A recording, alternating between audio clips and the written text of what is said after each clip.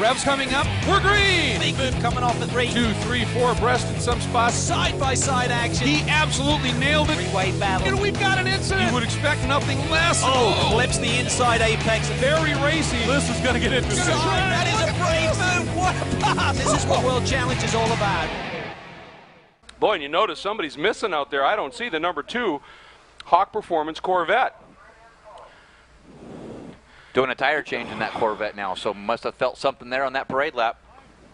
Boy, that means you can't do a tire change after the qualifying in the race. So apparently some problem, and and somebody moved way big time in the back as well. And look at the launch by Randy Popes, trying to make the big jump from the 3rd row. He's into 2nd as O'Connell takes the lead. Pilgrim slots into 3rd, and Alex Figge up to 4th. And it is furious as we head down into Big Bend. Yeah, Randy Pope said in the pre-race show that the Cadillac has worked really great in their launches, and it proves that as Johnny O'Connell able to hold that hard-charging all-wheel drive Volvo behind him. Well, we had that moment. It sounded like somebody moved early, then stalled, but everybody able to evade them. The grid is clear, the start line. We are racing. No serious issues on the start other than Mike Skeen in pit lane will end up as a result dead last. Unbelievable. Yeah, that's going to be heartbreaking for him as he tries to go back through the field. Now, I'm not sure where he might slot in. They probably let him go once the lights went out, so he could be there. He goes just now exiting pit lane. He's got a long way to go. Mike Skeen still having problems. Maybe they thought it was a tire. Maybe there's something else broke. Your race winner yesterday is off the pace. He's down. There's Popes. There's Pilgrim. That's your battle for 2nd. Boy, look at the air coming up over that. Wow. And James Safronis. When you get air like that, those front tires, they're not steering much, and if you don't have the angle absolutely right, for Safronis, just missed it a little bit, had a big wiggle as those fronts dropped into the dirt. Look at Jack Baldwin putting it 2. Lassen Aschenbach now looks like Andy Lee out in the lead in GTS. The battle for 2nd, although no, I don't see Andy. It is Lawson and Jack Baldwin. We got a report that Pappas is in the pits too, so he's picked up some sort of a problem. That has been Keating now having a problem there in his Aston Martin. Look at that move. Johnny goes 3 abreast down into 1. Gets underneath. I believe that's Ziegler. We get a report Pilgrim has gone into 2nd around Popes. And if that's true, it's a Cadillac 1-2. Look at the monitor. Indeed, it is. So Randy Pope. So it's Caddy, Volvo, Volvo, Audi, Audi, Mercedes.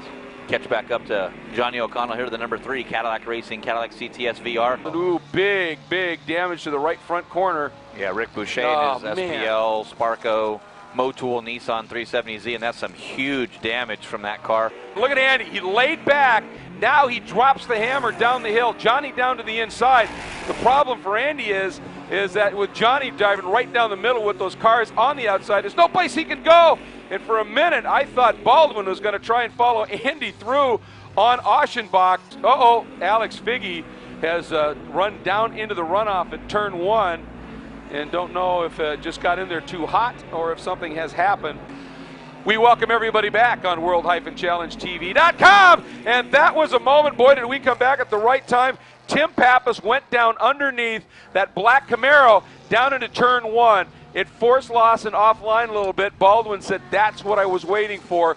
Filled the gap, and he is through. And now we will see it. Was that Long or Taggart? That was Taggart. That was Taggart off over there as well at the exit of the right-hander. Yeah, there is Long. Now we'll see with Baldwin out in front of that Camaro just what he's got in relative pace. There is Jim Taggart, the team car to our 3rd place car in GTS. This guy, Tom Long, who's just been so strong this weekend. Full course yellow, of course, I think it's going to be for Jim Taggart's car. That is on the exit of the corner. We're watching for the green. Let you know we're green, and he did a beautiful job. And of course, he had Tim Bell right in the mix.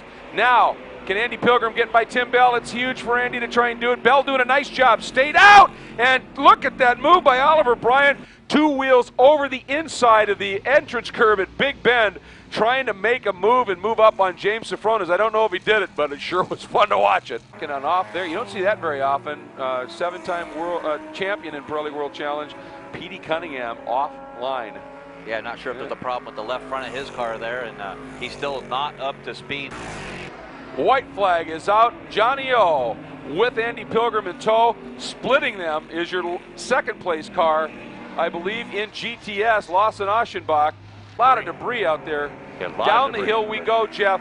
And you've got Baldwin, your leader in GTS, with Johnny O'Connell, the overall and GT leader. He swings out, comes by. Johnny O brings it home for a win. Jack Baldwin brings it home for a win. The two of them together on track. It'll be Pilgrim into second place. Post does hang on for third. Boy, what an eventful race for him. I'm there, I'm not, I'm there, I'm not. And just fought with it. Sofronis hangs on over Bryant. And it's Baldwin, Aschenbach, Wilkins, Lee, and Nick Janssen.